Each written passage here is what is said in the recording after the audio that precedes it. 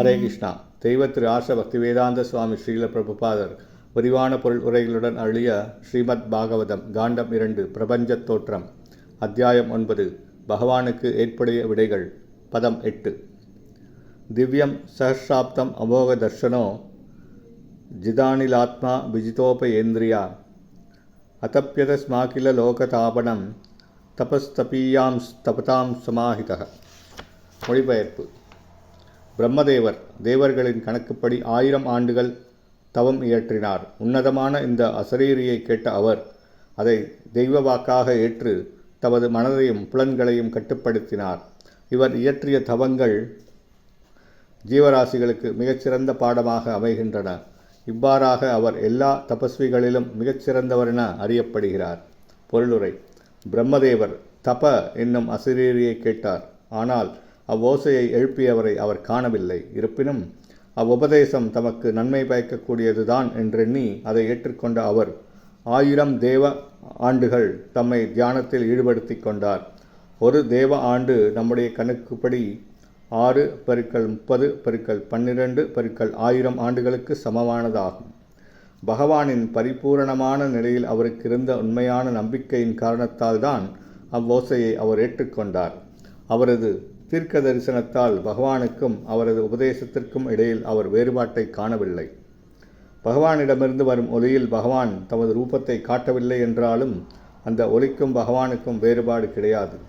அத்தகைய திவ்யமான உபதேசத்தை ஏற்றுக்கொள்வதே அனைத்தையும் புரிந்து கொள்வதற்குரிய மிகச்சிறந்த வழியாகும். அனைவருக்கும் முக்கிய ஆன்மீக குருவான பிரம்மாவே உன்னத அறிவை பெறும் இம்முறைக்கு சிறந்த உதாரணமாவார். அந்த உன்னத ஓசையை எழுப்பியவர் காணப்படவில்லை என்றாலும் அதன் சக்தி ஒருபொழுதும் குறைந்து விடாது. எனவே ஸ்ரீமத் பாகவதத்தையும் பகவத்கீதையையும் உலகில் உள்ள பிற வேத நூல்களையும் சாதாரண பௌதிக நூல்களாக கருதவே கூடாது. உன்னதமான ஓசையை உபதேசத்தை ஒருவன் சரியான நபரிடமிருந்து பெற வேண்டும். அதை உண்மையானதென்று ஏற்று தயக்கமின்றி அக்கட்டளை நிறைவேற்ற வேண்டும். ஓர் உண்மையான ஆன்மீக குருவிடமிருந்து ஓசையை பெறுவதில்தான் வெற்றிக்குரிய ரகசியம் உள்ளது. பௌதிகமாக உற்பத்தி செய்யப்பட்ட ஓசைக்கு சக்தி கிடையாது. இதனால் அங்கீகரிக்கப்படாத நபரிடமிருந்து பெறப்படும் ஓசை உபதேசமாக தென்பட்டாலும் அதற்கு சக்தி கிடையாது. இதனை கண்டுகொள்ள ஒருவன் போதுமான தகுதியுடையவனாக இருக்க வேண்டும். பகுத்தறிவினாலோ அல்லது அதிர்ஷ்டத்தினாலோ உபதேசத்தை ஒருவனால் உண்மையான ஆன்மீக குருவிடமிருந்து பெற முடியுமானால் முக்தியடைவதற்குரிய அவனது வழி உத்தரவாதமுள்ளதாகும். ஆனால் பிரம்மதேவர் தமது ஆன்மீக குருவான பகவானின் கட்டளையை நிறைவேற்றியதைப் போலவே உண்மையான ஆன்மீக குருவின் கட்டளையை நிறைவேற்றுவதற்கு சீடன் தயாராக இருக்க வேண்டும். இதுவே சீடனுக்குள்ள ஒரே கடமையும் வெற்றிக்குரிய இரகசியமும் ஆகும்.